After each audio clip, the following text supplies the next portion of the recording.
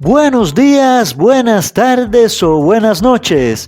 Saludos desde Cuba. Bienvenido a la clase número 20 en tu canal Learn Spanish Easy and Fast. Hoy aprenderemos a usar correctamente los adjetivos en español. No te pierdas esta clase, está muy buena. Let's start. Comencemos.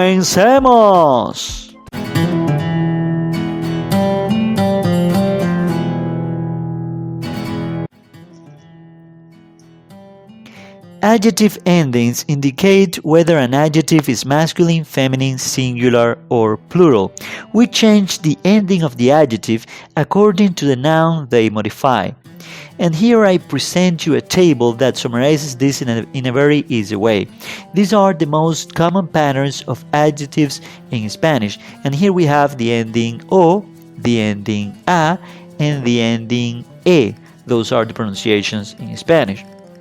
The ending O is common when the adjective modifies a masculine noun. The ending A is common when the adjective modifies a feminine noun. And the adjective E or E in Spanish is very common in the endings of adjectives in Spanish as well, but in this case remains the same. It doesn't matter if the adjective modifies a masculine noun or a feminine noun. For example, in the first ending, the ending O, I have hombre alto, tall man, hombre alto. Hombre is masculine, is a masculine noun, so that's why I have the ending O, hombre alto. In the case of A, the ending A, I have, for example, mujer alta. Mujer is a feminine noun, so I say mujer alta, the ending A. And also I have, for example, with the last ending, hombre valiente or mujer valiente. In this case, valiente remains the same. It doesn't matter if it's a masculine noun, as in hombre, or a feminine noun, as in mujer. Adjectives that end in or, ol, on, an, in, and es take an a in the feminine form, exception the word cortés, that means polite in English. Examples: este es un trabajo agotador. This is an exhausting work. Este es un trabajo agotador. In this case, trabajo it's masculine, so I say trabajo agotador. But if the noun is feminine, then I say, for example, esta es una tarea agotadora. Tarea is feminine, so agotador changes to agotadora, the feminine form. Another example, la pizza tiene un sabor dulzón. The pizza has a sweetened taste. Dulzón is sweetened, but in a bad way. It's something that is not good. Okay, it's a negative. It has a negative meaning because it's sweet, but very sweet. Okay, so la pizza tiene un sabor dulzón. Sabor is masculine, so it remains the adjective as it is masculine, dulzón. But if the noun is feminine, as in mermelada, I say, for example, la mermelada está muy dulzona. The jam is very sweet. La mermelada está muy dulzona. Mermelada is feminine, so dulzón changes to dulzona because its feminine form. Another example, ese hombre es holgazán. That man is lazy. Notice the end an. Ese hombre es holgazán. But I say, esa mujer es holgazana because it changes to holgazán, because it is its feminine form. And I say, for example, él es un hombre parlanchín.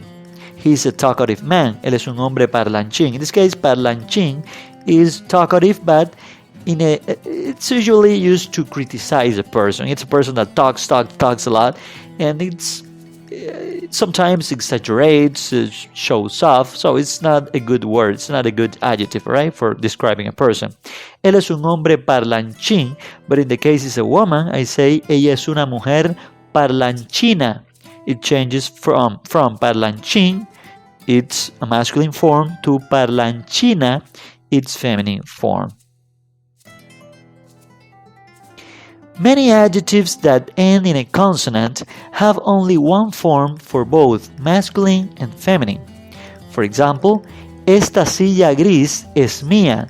This gray chair is mine. Silla is feminine, however, I don't say grisa, no, I say gris. Gris remains the same. It's a color, but it's also an adjective because it modifies a noun, in this case silla. It remains the same. Doesn't matter if it modifies a masculine noun or a feminine noun, as in this case. When an adjective refers to several nouns, including at least one masculine noun, then the adjective will receive the masculine ending. For example, José y María son muy simpáticos. José and María are very nice. In this case, José y María, right? José is a very common name for men in Spanish, and María is a very common name for women in Spanish. But like it's at least a man, a masculine noun, so I say José y María son muy simpáticos with an O. It takes the masculine form. However, if I have two women, I say Laura y María son muy simpáticas with an A. Laura y María son muy simpáticas because it takes its feminine form. The following adjectives often come before the noun and lose the masculine ending O in the singular. In Spanish, it's very important to say that in Spanish, it's more common to have the adjective after the noun. It's not very common to have the adjective before the noun unless you want to make a lot of emphasis. Alright? But with these words, with these adjectives that I'm going to, that I list you here, is common that they come before the noun. Right? For example, the adjective mal, the adjective buen, the adjective primer, and the adjective tercer. This happens when these adjectives modify a masculine noun. For example, I say, este es el primer plato. Like in English is, this is the first dish. Este es el primer plato. But I can say, este plato es el primero. In this case, primero goes after the noun. So in this case, I remains primero. I don't change to primer. Primer, it's only if I put it before the noun. Okay? I say, for example, él es un mal hombre. He's a bad man. But I say, él es un hombre malo. You got it? Mal. I write and I say mal if it goes before the noun, but I say malo if it goes after the noun. And also I can say, él es un buen hombre, he's a good man, but I can say, él es un hombre bueno, he's a good man. Also it means the same, but bueno goes after the noun and buen comes before the noun. I repeat, it's more common in Spanish that the adjective goes after the noun, but with some adjectives like these ones, the adjective usually goes before the noun. Okay, but it's not very common.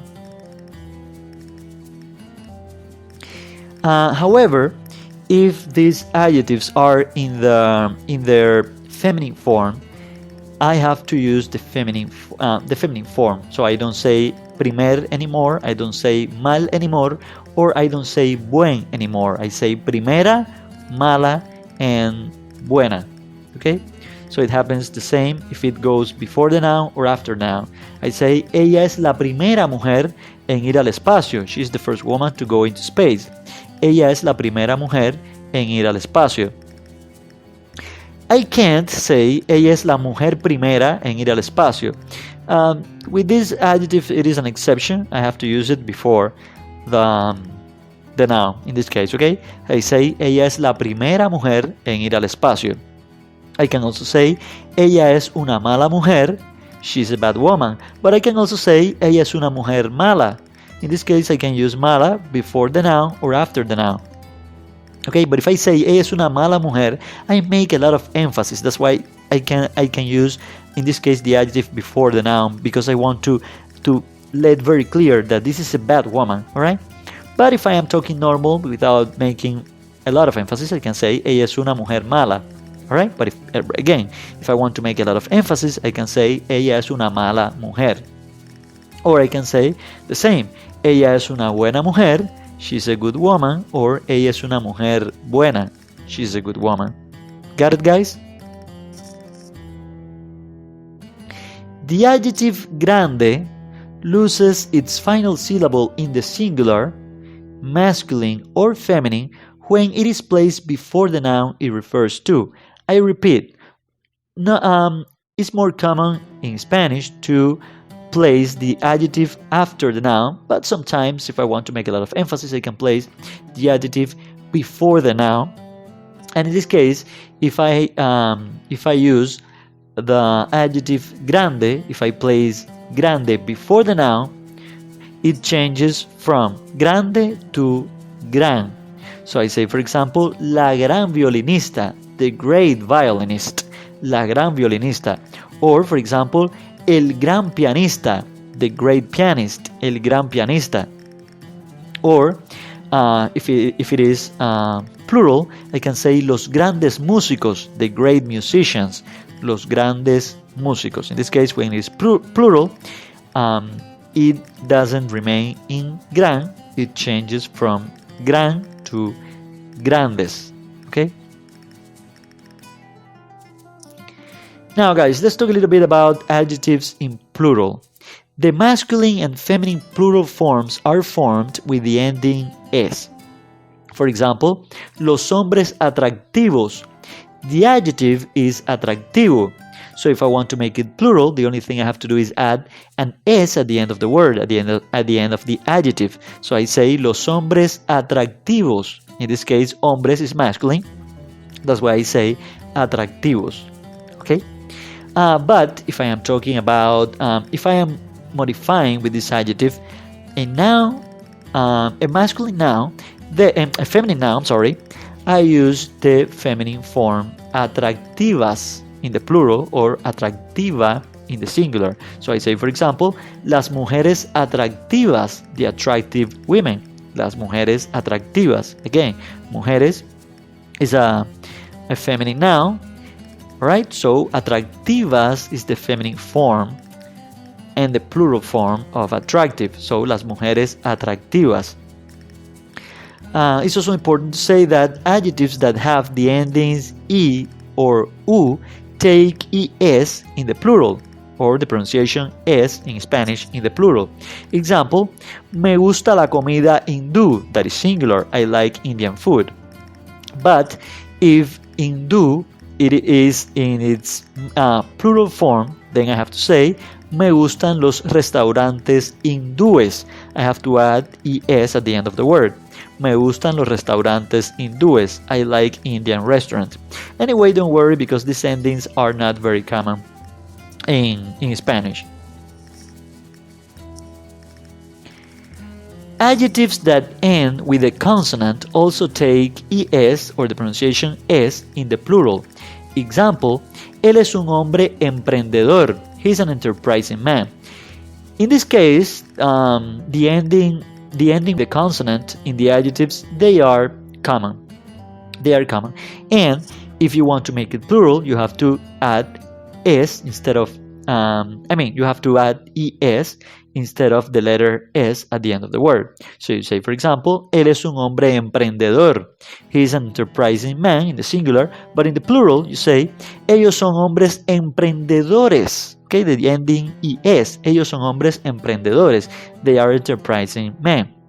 Or you say, in the feminine, ella es una mujer emprendedora. Right? In this case, emprendedora, it doesn't end in a consonant. It ends in the letter A because it's the feminine form of emprendedor. Okay, ella es una mujer emprendedora.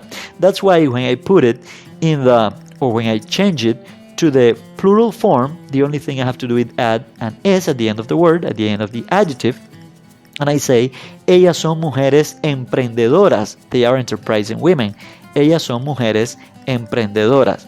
And also, adjectives that end in the letter Z or the letter Z in Spanish take CES in the plural, or the pronunciation in Spanish, ses in the plural. Example, ella es feliz. She's happy. Feliz ends in a Z.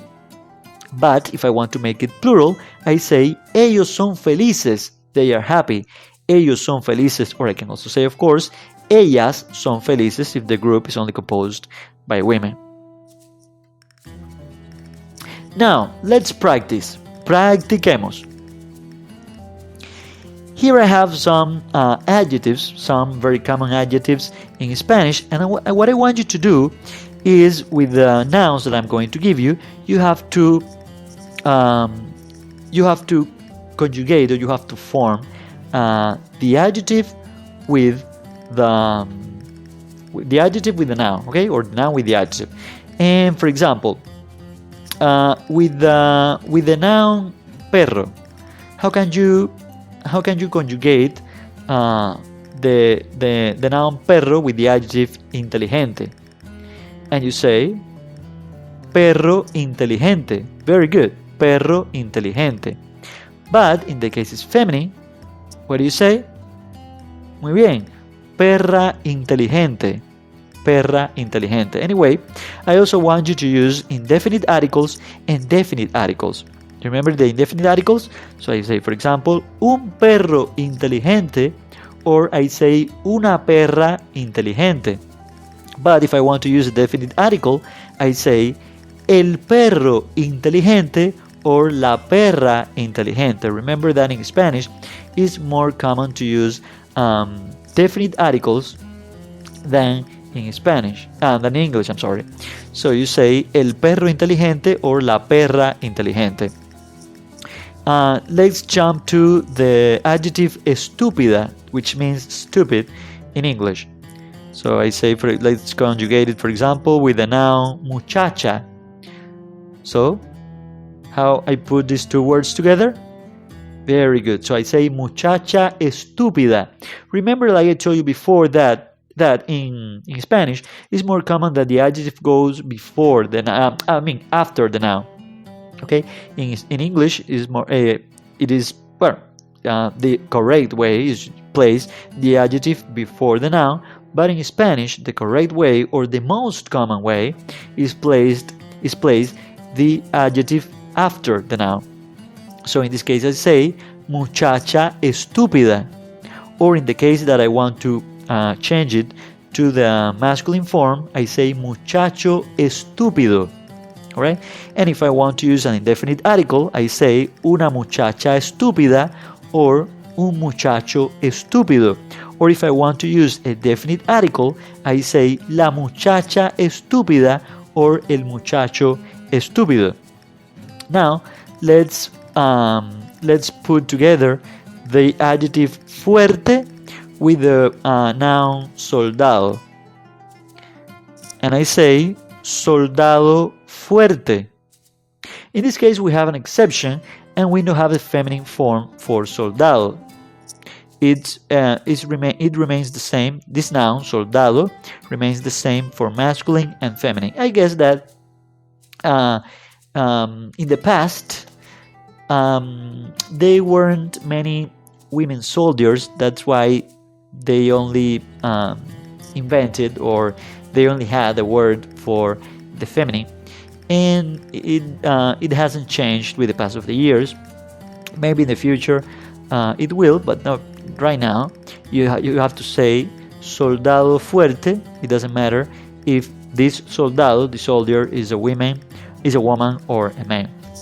So I say, for example, with the indefinite article, I say un soldado fuerte, or I say una soldado fuerte. And I say el soldado fuerte or la soldado fuerte. Okay? And now let's put together the adjective malo with the noun niño. and I say niño malo, or in the feminine form, niña mala. Or if I want to use an indefinite article, I say un niño malo, or I say una niña mala. Or with the definite article, el niño malo, or in the feminine form, la niña mala.